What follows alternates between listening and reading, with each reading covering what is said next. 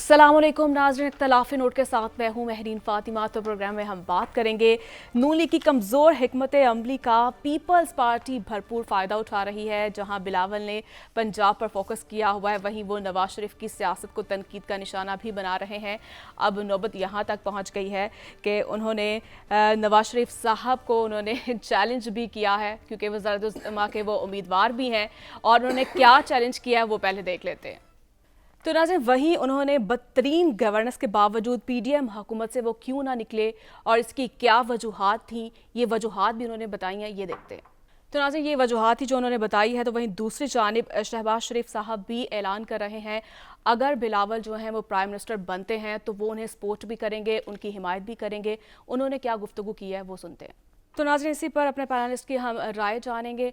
साथ साहब, आपसे प्रोग्राम का आगाज़ करूंगी। जिस तरह से बिलावल साहब कॉन्फिडेंट हैं और भरपूर वो कोशिश भी कर रहे हैं आवाम को मुतमईन करने की, क्या लगता है आपको कि पीपल्स पार्टी पंजाब में अपनी खोई हुई मकबूलियत को बहाल करने में कामयाब हो जाएगी?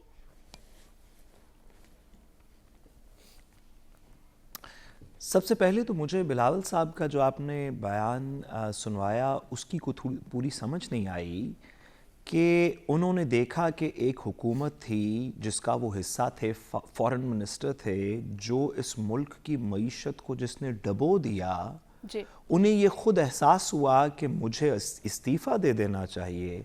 उन्होंने कोशिश की बतौर elected member, party chairman, foreign minister Pakistan के मैं दे दूं इस्तीफ़ा, लेकिन वालिद ने एक कहा कि मैंने ज़ुबान दी थी।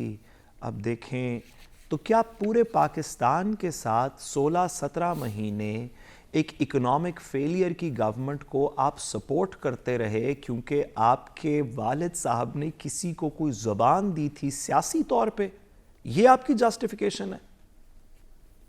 और आप इतने पावरफुल चेयरमैन पीपल्स पार्टी के और इतने पावरफुल फाइनेंस मिनिस्टर और इतने ज़बरदस्त यूथ के representative, next generation of Pakistan की उम्मीद हैं आपने सोचा कि अच्छा चलें ठीक है, वालिद ने ज़बान दी हुई है तो मैं इसका पास रख लेता हूँ। आपको पता है कि ये कारोकारी के इंसिडेंसेस हमारे रूरल साइड्स के ऊपर बहुत सारे इंसिडेंसेस इस इतनी सी बात के ऊपर हो जाते हैं कि किसी ने ज़बान दी होती है।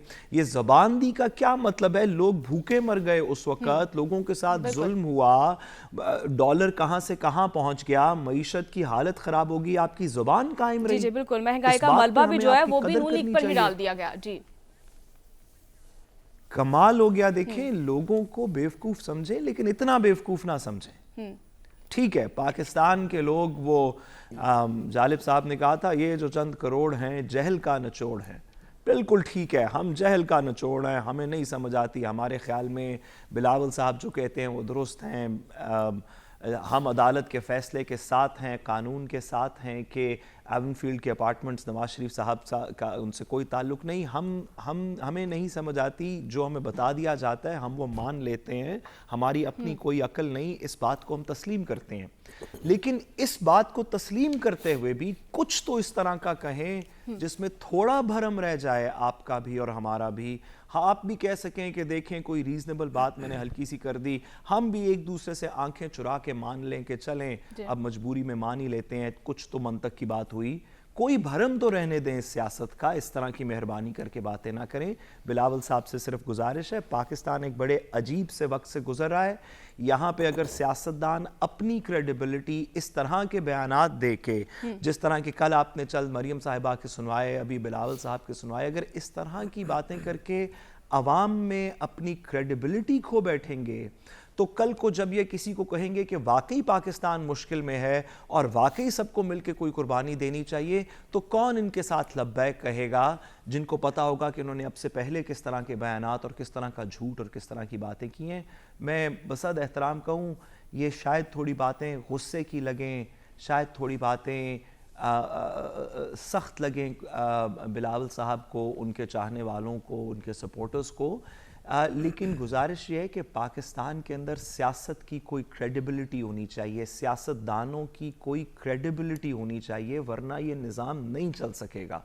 अगर दो वज़ीर आज़म के कैंडिडेट्स हैं दो पॉलिटिकल पार्टी से और उनकी कोई बात ماننے کو لوگ تیار نہیں ہیں. وہ 10,000 کے مجمع کے سامنے کھڑے ہو کے ایک کہہ رہا ہے کہ یہ ٹھاٹھے مارتا سمندر, اور دوسرا کہہ رہا ہے کہ میرے والد نے زبان دی تھی ورنہ تو میں پاکستان کے اندر بڑی بہتری کرتا اور ریزائن کر دیتا. اس طرح کی باتیں نہ کریں, کوئی خدا کا واسطہ ہے تھوڑی سی کریڈیبلٹی سیاست کی رہنے دیں. جی ٹھیک ہے. عادل صاحب آپ کی طرف آؤں گی. جس طرح سے بلاول صاحب تو آج کہہ رہے ہیں کہ پنجاب شوباز اور وسیم اکرم پلس جیسے نلائکوں کے حوالے ہم نہیں کر سکتے ہیں, اور ساتھ ہی ساتھ جو ہے انہوں نے چیلنج بھی کیا نواز شریف صاحب کو, تو کیا دیکھ رہے ہیں آپ کہ نواز شریف صاحب جو چیلنج قبول کریں گے؟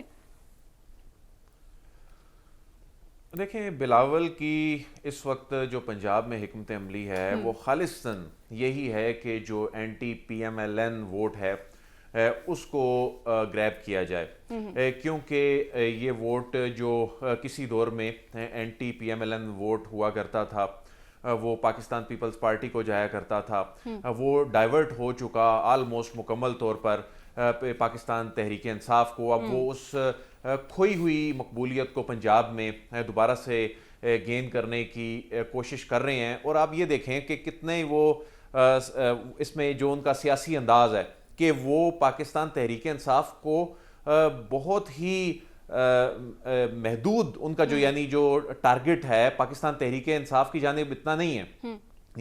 ان کے جو وہ جو نشتر چلا رہے ہیں وہ ان کا رخ جو ہے وہ پی ایم ایل این کی جانب ہے, میاں نواز شریف کی جانب ہے. وہ افینڈ نہیں کر رہے پاکستان تحریک انصاف کے ووٹر کو, وہ یہ بلکہ آج تو انہوں نے ان کی حمایت میں بات کر دی. انہوں نے تو کہا کہ نون لیگ جو ہے یہ پی ٹی آئی کارکنوں سے دہشت سے انتقام لے رہی ہے. تو بنیادی طور پہ وہ پنجاب میں anti P M L N جو ووٹ ہے اس کو اٹریکٹ کرنا چاہ رہے ہیں. لیکن اب دیکھتے ہیں 8 فروری کو کہ اس کا نتیجہ کیا نکلتا ہے. لیکن اس وقت جو گراؤنڈ پہ سچویشن ہے, جب گراؤنڈ پہ ہم جاتے ہیں, آئندہ مستقبل میں کوئی ایسا اتحاد ہو سکتا ہے جس طرح سے وہ کہہ رہے ہیں؟ نہیں, اتحاد تو الٹیمیٹلی جا کے بلاول صاحب نے اپنے لیڈر میاں نواز شریف صاحب کی قیادت میں ہی اگر ان کی حکومت بنتی ہے, اسی کابینہ میں بیٹھ کے ایسی جسٹیفیکیشن دے رہا ہونا ہے, اور سعد رسول صاحب نے پھر بیٹھ کے یہی بات کر رہا ہونا ہے کہ سیاست کی تھوڑی سی کریڈیبلٹی تو رہنے دیں. یعنی یہ تو اس سے بڑی بڑی باتیں کر چکے. یہ تو ابھی جو باتیں کر رہے ہیں, کیا آپ کو بھول گیا وہ جو کہا کرتے تھے, یہ ایک دوسرے کو کہا کرتے تھے سڑکوں پہ گھسیٹیں گے, پیٹ چیر کے پیسے نکال لیں گے. تو اس کے بعد یہ پھر بیٹھ گئے اکٹھے اپنے مفادات کے لیے, کہہ کے یہ آئے کہ جی مہنگائی ہو گئی ہے, ملکی معیشت جو ہے وہ خطرے سے دوچار ہے, ہم اس لیے آئے ہیں. سب کو پتا ہے کہ ان کے آنے کی ریزن کیا تھی, انہوں نے کیا گین کیا, کس نے کیسز معاف کروائے. تو بہرحال اس وقت جو گراؤنڈ پہ اگر ہم صورتحال دیکھیں کہ مقابلہ کون سی جماعتوں میں ہے پنجاب کے اندر, تو پنجاب میں مقابلہ پاکستان تحریک انصاف اور مسلم لیگ نون کے درمیان ہی ہے. اس کے علاوہ پنجاب میں کوئی جماعت نظر نہیں آتی. اب پاکستان تحریک انصاف کے چونکہ امیدوار آزاد ہیں, تو آزاد امیدوار جو ہیں, میں اس سے پہلے بھی کہہ چکا ہوں کہ یہ آزاد امیدواروں کی جیت کا بڑا الیکشن ہو سکتا ہے. لیکن اصل جو ماحول بنتا نظر آ رہا ہے نا, جو ایک تو 8 فروری کو ایک بڑا میدان لگنا ہے نا, 8 فروری کے بعد بھی میدان لگتا نظر آ رہا ہے. یہ جتنے امیدوار ہیں نا آزاد پاکستان تحریک انصاف کے, جو پاکستان تحریک انصاف کی مقبولیت پر ووٹ لینے کے لیے میدان میں اترے ہیں, جن میں سے ان کے کچھ لائل لوگ بھی ہیں, لیکن اصل پاکستان تحریک انصاف کا امتحان بھی اس وقت ہوگا. اور ان سیاسی جماعتوں کی نظریں بھی, جس میں آئی پی پی کی نظر بھی ان انڈیپینڈنٹس کے اوپر ہے, جس میں پی ایم ایل این کی نظر بھی ان انڈیپینڈنٹس کے اوپر ہے, جس میں پاکستان پیپلز پارٹی کی نظر بھی ان کے اوپر ہے. اب میاں نواز شریف صاحب جو ہیں وہ اس وقت جو خاموش بھی ہیں, تو انہیں سچویشن کا گراؤنڈ کا پتہ ہے, اور وہ جتنے نمبرز چاہتے ہیں حکومت بنانے کے لیے, ان نمبرز کے لیے پی ایم ایل این بھی ان پر نظریں لگائی بیٹھی ہے, جو انڈیپینڈنٹس جنہوں نے جوائن کرنا ہے, جو کہ 8 فروری کے بعد کی سچویشن بنے گی اس کے بعد جوائن کرنا ہے. تو یعنی ایک سیاسی میدان 8 فروری کو لگنا ہے, اور اس کے بعد اصل ایک اور میدان لگنا ہے جس کے بعد حکومتیں بننی ہیں. تو بلاول صاحب جو ہیں وہ ان کی نظر بنیادی طور پر پنجاب کے اندر ان انڈیپینڈنٹس کے اوپر بھی ہے. جی ٹھیک ہے. حسن صاحب, ہم دیکھ رہے ہیں ماضی کی طرح حلقوں میں وہ سیاسی گہما گہمی اور وہ تشہیری مہم جو ہوتی ہے وہ دکھائی نہیں دے رہی ہے. گراؤنڈ ریالٹیز آپ کیا دیکھ رہے ہیں, پبلک اوپینین کیا ہے؟ پبلک تو مایوس ہو چکی ہے ان سیاستدانوں کے ان کھوکھلے نعروں سے، ان کے صرف دعووں سے، ان کے بیانات سے۔ اب پبلک تو چاہتی ہے کہ ایک دفعہ صاف شفاف انتخابات ہوں اور پھر میرٹ پر جو ہے وہ ان کی سلیکشن ہو، میرٹ پر جو ہے وہ عوام ان کا انتخاب کرے۔ لیکن بات پھر یہی ہے کہ اگر ایک سیاستدان کو یہ اندازہ ہوتا ہے کہ وہ اقتدار میں آنا چاہتے ہیں یا ان کو لایا جا رہا ہے یا وہ آ سکتے ہیں کسی کی مدد سے یا عوام کی مدد سے یا جو بھی وہ ان کا پلان بنتا ہے، تو وہ ایسے لگتا ہے کہ وہ اس پلان کے مطابق اپنا کام شروع کر دیتے ہیں، اور پھر جب عوام کے پاس نہیں جانا ہوتا تو پھر عوام کی فکر نہیں کرتے۔ اور جو ترقی یافتہ ملک ہیں جسے جمہوری ملکوں کی بات کی جاتی ہے، وہاں پر تو کارکردگی کی بنیاد پر عوام میں جاتے ہیں اور وہاں پر اپنی پرفارمنس بتاتے ہیں اور پھر مناظرے بھی ہوتے ہیں۔ اور بالکل یہ بلاول بھٹو صاحب نے اگر پیشکش کی ہے کہ ایک طرف پرائم منسٹر کے وہ ہیں، دوسری طرف نواز شریف صاحب ہیں، تیسری طرف ایک اور شخص بھی ہے، اگر تینوں کے مناظرے کرا لیے جائیں تو کمال ہو جائے گا، عوام کے سامنے ہر چیز کلیئرٹی کے ساتھ آ جائے گی، کس دور میں کب اور کیا کیا ہوا۔ پیپلز پارٹی کی حکومت بھی رہی، تحریک انصاف کی حکومت بھی رہی، مسلم لیگ نون کی حکومت بھی رہی۔ چلے اگر آپ نے -1 کر کے ہی انتخابات میں جانا ہے، بے یقینی اور پریشانی کی کیفیت مبتلا سے نکلنا ہے، تو چلو کم از کم یہ دو لوگ جو اقتدار کی دور میں لگے ہوئے ہیں، انہی کا ہی مناظرہ ہو جائے، یہی پرفارمنس لے آئیں کہ ان کے دور میں کیا ہوا، 16 ماہ کی پرفارمنس کو سامنے رکھیں۔ بلاول بھٹو صاحب اگر 16 ماہ کی کارکردگی کو نہیں سامنے لانا چاہتے اور وہ صرف سندھ کی پرفارمنس کو سامنے لے آئیں، وہ چھوڑ دیجئے کہ وہ 16 ماہ میں شہباز شریف صاحب خود ڈیفینڈ کر لیں، آپ سندھ کی حکومت کی، آپ 10 سالوں سے کئی سالوں سے سندھ میں ان کی حکومت ہے، 15 سالوں سے، تو وہ ان کے کارکردگی لے آئے، کم از کم بلدیاتی معاملات کے انہوں نے جو حالات بہتر کیے ان کے معاملات سامنے لے آئے۔ لیکن مسئلہ یہ ہے کہ یہاں پر کوئی پرفارمنس کی بات نہیں کر رہا، سب جو ہے وہ بتا رہے ہیں کہ ہم نے بجلی آپ کو اتنی سستی کر دیں گے، ایک بتا رہا ہے کہ ہم کسانوں کو اتنا ریلیف دیں گے، ایک بتا رہے ہیں کہ فارمولہ نون لیگ کے پاس ہے، ایک بتا رہے ہیں نہیں شہباز شریف صاحب کے پاس فارمولہ ہے۔ فارمولوں کی بات کی جا رہی ہے، سامنے کوئی بھی لانے کو تیار نہیں ہے۔ روڈ میپ کسی سیاسی جماعت کی طرف سے نہیں آ رہا، وائی پی پی سیاسی جماعت بن کر سامنے آئی ہے اور وہ بھی وہ بلند و بانگ دعوے کر رہی ہے جن کا حقیقت سے کوئی تعلق میچ ہی نہیں ہے۔ اعداد و شمار بھی یہ سیاستدان حقیقت کے کچھ تو قریب جو ہے اعداد و شمار عوام کے سامنے رکھیں، وہ بھی بھاگتے ہیں۔ آج بلاول بھٹو صاحب لگ بھگ اگر دیکھا جائے تو گزشتہ 3 ہفتوں میں 5واں جلسہ ہے ان کا لاہور میں، اور وہ لیاری میں الیکشن نہیں لڑ رہے جو کہ ان کی ایک بڑی مضبوط سیٹ تھی، ان کو اندازہ ہے وہاں سے ہار جائیں گے، تو انہوں نے کہاں پہ الیکشن میں لاہور میں، اور وہ لاہور سے اپنے نانا کی جو پوزیشن تھی اس کو دوبارہ سے اجاگر کرنے پر فوکس کیے ہوئے ہیں۔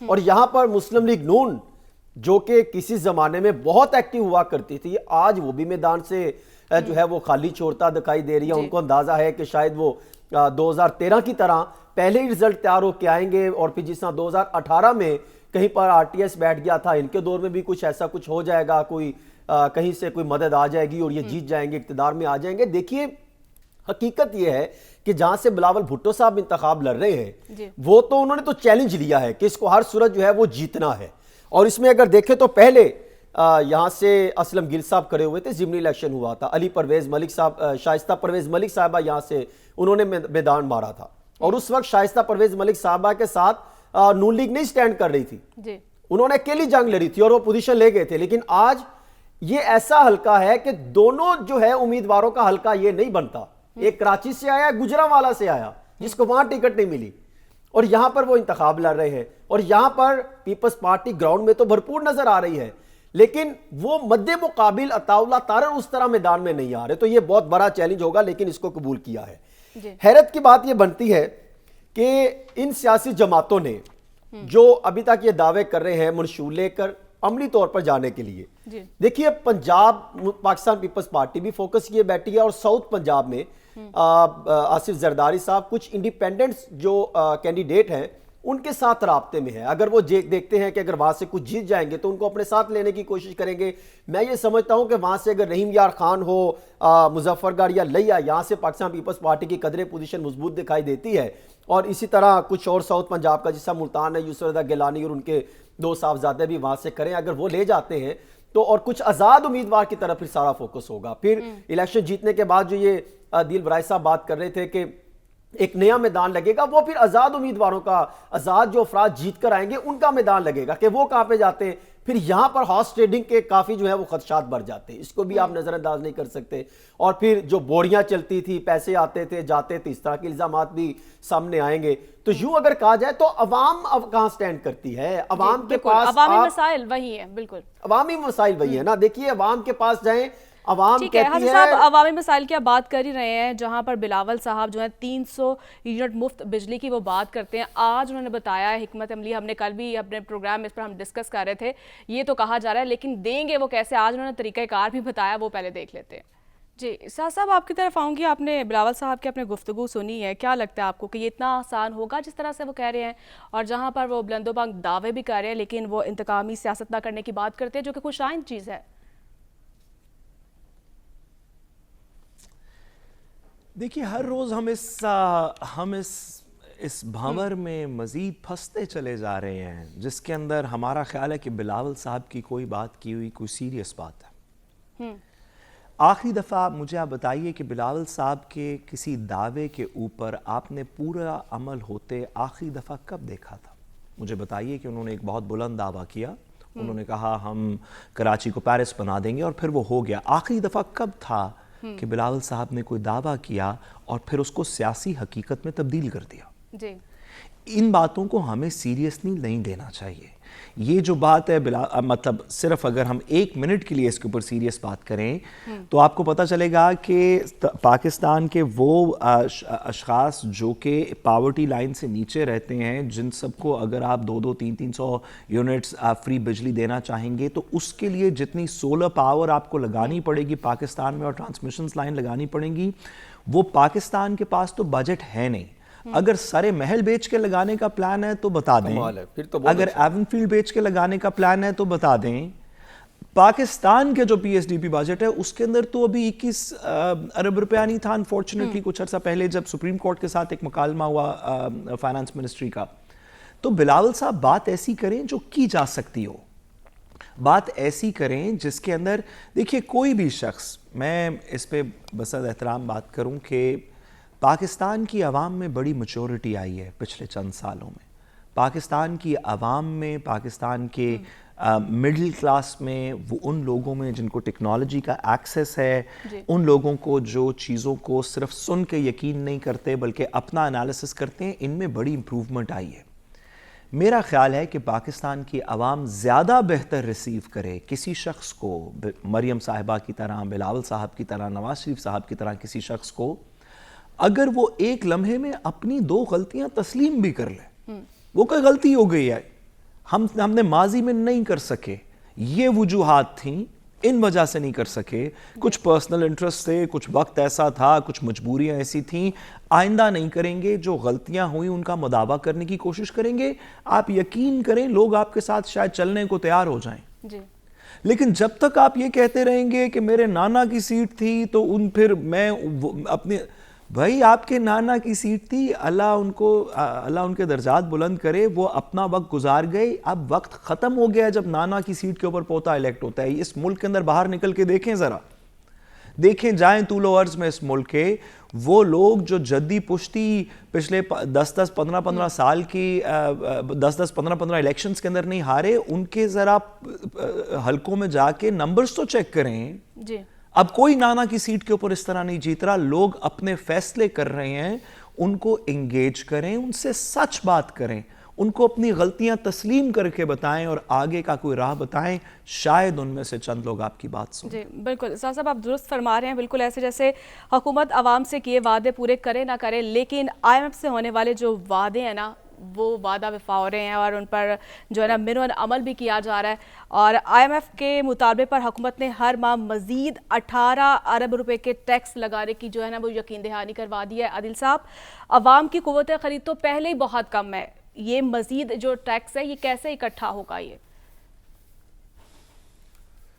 دیکھیں, ایک جانب آپ اس طرح کی رپورٹس بتا رہی ہیں عوام کو کہ نگران حکومت نے IMF کو یقین دہانی کرا دی ہے, 147 ارب روپے کی پیٹرولیم ڈیولپمنٹ لیوی لگے گی, ہر مہینے 8-10 ارب کے جو نئے ٹیکسز لگیں گے، اس کے بعد آپ پھر سیاستدانوں کے وہ دعوے بھی دکھا رہے ہیں جس میں وہ کہہ رہے ہیں جی کہ ہم بجلی مفت کر دیں گے.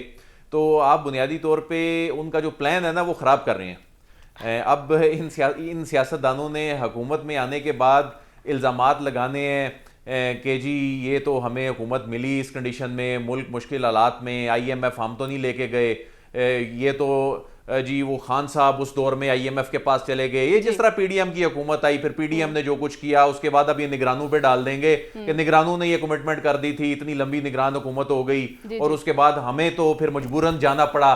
حقیقت یہی ہے کہ IMF کے پاس جب جانا ہے، ابھی تو آپ یہ تو کمٹمنٹس آپ نے کرائی ہیں اس پروگرام کی، یہ جو ختم ہو رہا ہے پروگرام جو مارچ میں، آپ نے تو آگے نئے پروگرام میں جانا ہے، نئی کنڈیشنز کے ساتھ جانا ہے. اور نئی کنڈیشنز کے ساتھ آپ نے جب جانا ہے تو اس میں مزید ٹیکسز لگنے ہیں. یعنی جو یہ کہہ رہے ہیں، اب تو نون لیگ نے بھی کہنا شروع کر دیا 300 یونٹ فری. یہ 300 یونٹ فری کا اعلان یہ بہت بڑا مذاق ہے. یعنی کل کو یہ کلپ انہی کے لیے امبیرسمنٹ بنیں گے. یعنی آپ یعنی آپ 300 یونٹ کا ان کو معلوم بھی نہیں ہوگا کہ بل بنتا کتنا ہے آج کل، اور یہ کہہ رہے ہیں کہ ہم اس کو ختم کرنے جا رہے ہیں. اور آپ نے جب IMF کے پاس جانا ہے اور آپ یہ بتا رہے ہوں گے مارچ میں اسے کہ ہم یہ چونکہ بجلی جو ہے یہ اس پہ سبسڈی دینے جا رہے ہیں 50% اور یہ یونٹ مفت کرنے جا رہے ہیں، اس کے بعد وہ کیا آپ کو اگلے جو پلان ہے وہ اس کے لیے اوکے کریں گے. تو یہ صرف ایک مذاق سے زیادہ کچھ نہیں ہو رہا. یہ ابھی بھی گراؤنڈ ریالٹیز کو تسلیم کرنے کے لیے تیار نہیں ہے، ابھی بھی صرف الزامات کی سیاست کر رہے ہیں، ابھی بھی خواب دکھا رہے ہیں. حقیقت اس کے بالکل برعکس ہے. آنے والے جو مہینے ہیں عوام کے لیے مشکل ہیں. یہ آنے والی جو گرمیاں ہوں گی خاص طور پہ، اس پہ نہ صرف مہنگی ترین بجلی ہمیں مل رہی ہوگی، یعنی جتنی مل رہی ہوگی، اور لوڈ شیڈنگ کی سچویشن بھی جو ہے خدا نخواستہ بڑی خطرناک ہوگی. بالکل ایسے ہی ہے عادل صاحب. مہنگائی جو ہے وہ تو 45% تک پہنچ گئی ہے اور عوام تو حیران اور پریشان ہے. کیا ابھی بھی مزید جو ہے مشکل وقت آنا باقی ہے؟ ناظرین اسی پر ہم بات کریں گے، لیکن ایک چھوٹی سی بریک کے بعد اسٹے ود اس.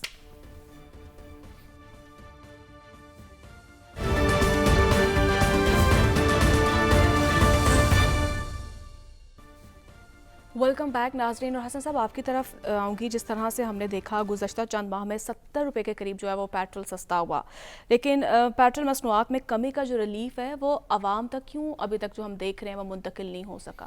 دیکھیں، میں سمجھتا ہوں کہ اس میں سب سے بڑی کوتاہی اور جو ذمہ داری عائد ہوتی ہے وہ انتظامیہ پر ہے کہ جہاں پر پیٹرول کی پرائسز جب بڑھتی ہیں تو قیمتیں بڑھ جاتی ہیں، جب کم ہوتی ہیں تو کم از کم اس کے اثرات نچلی سطح پر آنے چاہیے. اسی طرح آپ دیکھیں کہ یہاں پر نہ تو اشیاء خوردونوش کہیں پر سستی ہوئی ہیں، اور پھر جو مافیا ہے وہ بہت زیادہ سرگرم ہے. مجھے ایسے لگتا ہے کہ شاید وفاق ہو یا پنجاب ہو یا سندھ ہو یا خیبر پختونخوا ہو، وہاں پر ایڈمنسٹریشن جو ہے وہ جو مہنگائی ہے اس کو کنٹرول کرنے میں بری طرح ناکام ہوئی ہے. کیونکہ وہ اس کام جو ان کا بنیادی کام ہے وہ اس سے مجھے ایسے لگتا ہے کہ وہ ان کی ترجیحات میں اب پہلے دوسرے تیسرے نمبر پر نہیں رہا. ان کے ترجیحات میں اب معاملہ جو ہے وہ کنورٹ ہو گئے کہ ہم نے کس کو جتانے کے لیے کیا انتظامات کرنے ہیں، کس کی فہرستیں تیار کر کے ان کے اپنے قائد کے جو بیوروکریسی کے بھی اب قائد بن گئے ہیں نا، کہ اب انہوں نے کس کو جا کے بریفنگ دینی ہے، کس کے معاملات کو بہتر بنانے کے لیے اقدامات کرنے ہیں، کس کو لیول پلینگ فیلڈ دینی ہے. ایسے ہی جس سے آج ابھی میں دیکھ رہا تھا کچھ دیر پہلے بتایا گیا کہ مسلم لیگ نون نے بہت بڑی خبر دی. تو وہ خبر میں اگر آپ سے شیئر کر لوں تو مجھے اندازہ ہوگا کہ یہ اس سے میں تو ہل گیا کہ مسلم لیگ نون کے لیے ایک بہت بڑا جو ہے وہ ان کی پیش رفت ہوئی ہے کہ NA-119 میں مریم نواز شریف صاحبہ کے حلقے میں وہاں پر قومی اور صوبائی اسمبلی کے وہ امیدوار مہر وسیم وہ دستبردار ہو گئے ان کے حق میں. تو میں وہ فہرست نکالی، فوری طور پہ میں نے وہ فہرست دیکھنے کے لیے شروع کی کہ شاید مہر وسیم صاحب کہیں پہ مل جائیں. پتہ لگا مہر وسیم نامی شخص کوئی ایسا ہے ہی نہیں NA-119 میں، لیکن انہوں نے پریس ریلیز جاری کر دی محترمہ مریم اورنگزیب صاحبہ نے. تو وہاں پہ تو شہزاد فاروق صاحب ہیں پاکستان تحریک انصاف کے اور پھر دیگر جماعتوں کے، لیکن وہاں پر تو ایسا کوئی شخص نہیں ہے. اور بتایا گیا کہ ہزاروں افراد پر مشتمل وہاں پر انہوں نے ان کے ساتھ اکٹھ ہوا اور انہوں نے مسلم لیگ نون میں شمولیت اختیار کر لی. ایسے ہی جیسے پریس ریلیز میں بلند و باغ دعوے کیے گئے ہیں، ایسے ہی جو ہے معیشت پر بھی دعوے کیے جاتے رہے کہ ہمارے حالات بہتر ہو گئے، ہم جو ہے وہ ٹیکس کو مناسب جو ہے غریبوں پر نہیں لگائیں گے، شرافیہ پر لگائیں گے. ہوتا کیا ہے؟ ہوتا یہ ہے کہ جب یہ شرافیہ بیٹھتے ہیں، حکمران اقتدار پر آتے ہیں، تو پھر یہی 76 سالوں سے جو چلتا آ رہا ہے کہ شرافیہ کو بالکل سائیڈ لائن کر دیتے ہیں، غریبوں پر ٹیکس لگا دیتے ہیں. آج دیکھیں کہ آج مہنگائی اس حد تک عروج پر ہے جس کی میں بات کرتا ہوں کہ ٹماٹر 200 روپے کلو ہے اور ادرک 800 روپے کلو، پیاز 200 روپے کلو. کیا یہ غریب بندہ یہ جو ہے یہ سبزیاں لے گا، مسالے لے گا، روٹیاں جو ہے 20-25 روپے کی روٹی ملتی ہے تو وہ کیا بیچارہ غریب گزارا کرے گا؟ اور ابھی یہ بڑے بڑے دعوے کر رہے ہیں. آپ دیکھیے کہ جو آئی ایم ایف کو پاکستان نے جو یقین دہانی کے لیے جو مسودہ بھیجا ہے، اس میں دیکھ رہا تھا، لکھا تھا کہ حکومت کا کسی قسم کی فیول سبسڈی یا کراس سبسڈی کے حوالے سے اسکیم نہیں لائی جائے گی. اور دوسرا، کوئی بھی سبسڈی، ٹیکس چھوٹ یا ترجیحی سہولیات نہ دینے کا فیصلہ. یعنی اگر 8 فروری کے بعد جو بھی حکومت آتی ہے وہ یہ بجلی کیسے فری کریں گے، حالات کیسے بہتر کریں گے، سبسڈی کس طریقے سے لے کر آئیں گے، یہ جو آپ کے 1.5 ٹریلین تک جو ہے جو آپ کا بوجھ بڑھے گا وہ کون سے ٹیکس لا دیں گے، کس پر لے کر آئیں گے؟ تو جب آپ تو سبسڈی دے ہی نہیں رہے تو اس کا مطلب جب آپ یہ جو ٹیکس انڈائریکٹلی آپ اشیاء خرد و نوش پہ یا دیگر جگہوں پہ لگائیں گے تو پھر مہنگائی کا گراف مزید بڑھے گا. تو میں یہ سمجھتا ہوں کہ یہ سیاسی جماعتیں ہوں یا حکومت وقت ہو، ان کے لیے بہت بڑا چیلنج ہے کہ یہ مہنگائی کو کنٹرول کیسے کرتے ہیں. سب سے بڑا اس ٹائم ان کے لیے مہنگائی ہے، بے روزگاری ہے، نوجوانوں کو روزگار دینا ہے. اس کے لیے نہ تو حکومت وقت کوئی کام کر سکی ہے. ہاں، صرف فرق اتنا پڑا ہے کہ جہاں پر ہمارے ریزرو تھے 4.5 بلین ڈالر، وہ لگ بھگ 8 بلین ڈالر کو کراس کر گئے ہیں. تو اتنا ہمارے پاس پڑا ہے. کسی حد تک ہمیں حالات بہتر ہوئے اور بڑے بڑے پروجیکٹ میں ہمیں پیش رفت نظر آئی ہے. عوامی مسائل تو وہیں کے وہیں ہے نا. نہیں، مجھے یہ بتائیں، عوامی مسائل کا سیاستدانوں سے کیا لینا دینا؟ کہا آپ ان کے مشہور میں عوامی مسائل کے حل کے لیے روڈ میپ دیکھتے ہیں؟ 76 سالوں سے یہی ہوتا رہا ہے. پریشانی ہے، لوٹ مار ہے، فیکٹریاں لگتی ہے. یہی کرپٹ مبینہ کرپٹ سیاستدان، مبینہ کرپٹ بیوروکریسی کو ساتھ لے کر کس طریقے سے کام کرتی ہے. آپ ان کی طرف آتے ہیں کہ یہ معاملات حل کریں گے. دیکھیں، ابھی تک پلان ان کے پاس نہیں آیا. اور یہ جو ڈاکومنٹس ہے جو آئی ایم ایف کو انہوں نے بھیجا ہے پاکستان نے، اس کا بغور جائزہ لیں تو ایسے لگتا ہے جس عادل ورائے صاحب اشارہ کر رہے تھے کہ مہنگائی کا گراف بڑھے گا. تو یہ سیاستدان جو ہے وہ کس طریقے سے بات کر رہے ہیں کہ ہم آنے کے ساتھ ہی آپ کے لیے دودھ و شہد کی نہریں بہہ دیں گے. ہاں، گراف اگر کسی چیز کا بڑھے گا حقیقی معنوں میں تو وہ ان کے ایسٹس بیونڈ کیس کا بڑھے گا. ان کے ایسٹس جو بڑھتے تھے کیس کے آمدن سے زائد اثاثہ جات، وہ ان سیاستدانوں کے بڑھتے ہیں. حقیقی معنوں میں تو عوام رول کے رہ گئی. عوام کے پاس جاتے ہیں، وہ کہتے ہیں حالات دیکھ لیجئے، ہم کس طرح جائیں گے، جو ہے ان کو ہم حالات کیسے گزارا کریں گے. یہ نون لیگ کے منشور کو کور بھی آپ کر رہے ہیں بحیثیت بیٹ رپورٹرز کو دیکھتے بھی ہیں.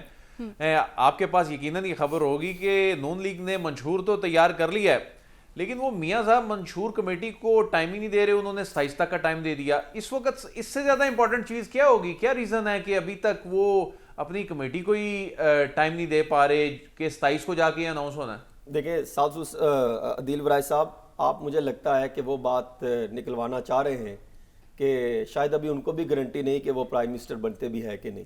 اور مجھے لگتا ہے کہ کچھ روز قبل ان کے گھر میں بھی ایک بیٹھک ہوئی تھی جاتی عمرہ میں، اور کل کو جو گزشتہ روز گزر گئی، گزشتہ روز شام کو میاں محمد نواز شریف صاحب اور مریم نواز شریف صاحبہ وہ شہباز شریف صاحب سے ملنے مولا ٹاؤن آئے ہیں. وہاں پہ ان کی ایک اہم بیٹھک ہوئی اور کوشش یہ ہوئی کہ تمام جو ہے وہ سب مل کر چلیں. آپ دیکھیے کہ جب حافظ آباد میں شہباز شریف صاحب نے بھی جانا تھا وہ وہاں پر نہیں گئے. ان کے کچھ اختلافات بھی چل رہے تھے، اور میری اطلاع یہ ہے کہ کچھ ان کا یہ بھی تھا کہ شاید اگر کئی جگہوں پر جس طرح تو گراف بتا رہے ہیں جو سامنے آ رہے ہیں کہ شاید جس طرح یہ خود بتا رہے ہیں کہ ہماری بات ہو گئی، کوئی کہتا فلاں کی بات ہو گئی. ان کا خیال یہ ہے کہ اگر آزاد امیدوار زیادہ جیت گئے اور ان کی پوزیشن نہ بن پائی اور کوئی دوسری جماعت کا شخص جو ہے وہ پرائم منسٹر بننے کی دور میں آگے نکل گیا تو وہ کہاں پر سٹینڈ کریں گے. اصل میں منشور تو آج نہیں، منشور تو آج سے تقریباً 25 روز قبل کا تیار ہو چکا ہے. 10 تاریخ کو، 12 کو، پھر 15 کو، پھر 17 کو، پھر 19 کو، اب بتا رہے ہیں کہ یہ 27 کو اعلان کریں گے. منشور تو انہوں نے دکھانا ہے. پھر یہ خود ہی بتا رہے ہیں کہ ہم نے کچھ ایسی تبدیلیاں کی کہ شاید روڈ میپ دے سکے. آپ دیکھ لیجئے, جی. میں نے تو اعداد و شمار ان کے دیکھے ہیں اور میں ان پر ریسرچ کر رہا ہوں. روڈ میپ کی آپ روڈ میپ کی بات کریں حسن صاحب, اسحاق ڈار صاحب نے بھی کچھ روڈ میپ بتایا ہے, وہ دیکھ لیتے ہیں انہوں نے کیا گفتگو کی ہے. جی سعد صاحب, آپ نے سنا, اور پہلے ہی 18 ارب روپے کے ٹیکس جو ہیں وہ عوام پر بوجھ پڑنے جا رہے ہیں, تو کیا دیکھ رہے ہیں آپ جیسا اسحاق ڈار صاحب جو گفتگو کر رہے ہیں؟ دیکھیے, ہم اکنامک پالیسی کے بارے میں سیریسلی اس ملک میں سوچنا چاہتے ہیں. ایسے لوگ جن کا پاکستان مسلم لیگ نون سے وابستگی ہو, پیپلز پارٹی سے ہو, کسی اور جماعت سے ہو, کسی جماعت سے نہ ہو, یونیورسٹی سے ہو, کالجز سے ہو, ریسرچ سینٹر سے ہو, جو ہماری معیشت کو, گلوبل اکانومی کو سمجھتے ہیں, جانتے ہیں, ہم ان سے پاکستان کے اکنامک پرابلمز کا حل پوچھنا بھی چاہتے ہیں, اور جو وہ کہیں گے وہ کرنا بھی چاہتے ہیں. لیکن اس فہرست میں کسی بھی جگہ پہ اکنامک ہٹمنٹ کی جگہ نہیں ہے. اس فہرست میں کسی بھی جگہ پہ اسحاق ڈار صاحب کی جگہ نہیں ہے. ان کا کیا خیال ہے اس اکانومی کے بارے میں, یا کیسے ٹھیک کریں گے؟ تو میں اتنا کہتا چلوں کہ اقبال نے فرمایا, ان کی ایک نظم ہے, مجنون شہر چھوڑا تو صحرا بھی چھوڑ دے, حدید کی ہوس تو لیلا بھی چھوڑ دے. اس میں وہ کہتے ہیں, اقبال نے فرمایا, اقبال رحمۃ اللہ علیہ نے فرمایا کہ وائز ثبوت لائے جو میں کے جواز میں, اقبال کو یہ ضد ہے کہ پینا بھی چھوڑ دے. اگر اسحاق ڈار صاحب کے پاس کوئی آئیڈیا ہے تو اقبال کو یہ ضد ہے کہ پینا بھی چھوڑ دے. جو ان کے دور میں صاحب, آپ کو یاد ہوگا, جو ان کے دور میں پی ڈی ایم کے دور میں ڈاکٹر عائشہ غوث پاشا صاحبہ ہمیشہ یہ بات کرتی تھی کہ اکانومی کو ٹھیک کرنے کے لیے کون کون سے اہم پوائنٹ ہونے چاہیے. اس ٹائم سے ان کو نظر انداز کیا, سائیڈ لائن کیا, نہ ان کو ٹکٹ دی, نہ پی ڈی ایم کے جو اکانومی منشور تھا معیشت کے حوالے سے جو پوائنٹس تیار کرنے تھے, پلان تیار کرنا تھا, ان کو بھی بیچ میں شامل نہیں کیا گیا اور بالکل سائیڈ لائن کیا گیا. اب اسے اندازہ لگا سکتے ہیں کہ نون لیگ کا منشور معیشت کو سامنے رکھتے ہوئے کیا پلان ہوگا. وہی سوچ ہے جو اسحاق ڈار صاحب کی 16 ماہ کی پی ڈی ایم حکومت میں دیکھی تھی, وہی سوچ آپ کو آئندہ آنے والے منشور میں نظر آئے گی. لیکن منشور سے اب آگے جا چکی ہے باتیں.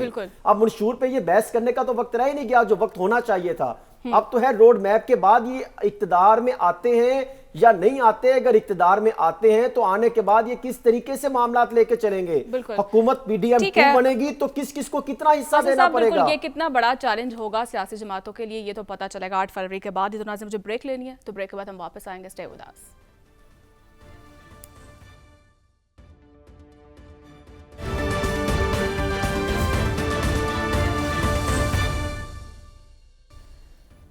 ویلکم بیک ناظرین. اب کچھ بات کر لیتے ہیں کرکٹ کی بھی, اور ذکا اشرف کا استعفیٰ کرکٹ ٹیم کے لیے لکی ثابت ہوا ہے, کیونکہ پاکستان آخری T20 میں نیوزی لینڈ کو شکست دے دی ہے اور وائٹ واش سے جو ہے وہ بچ چکا ہے.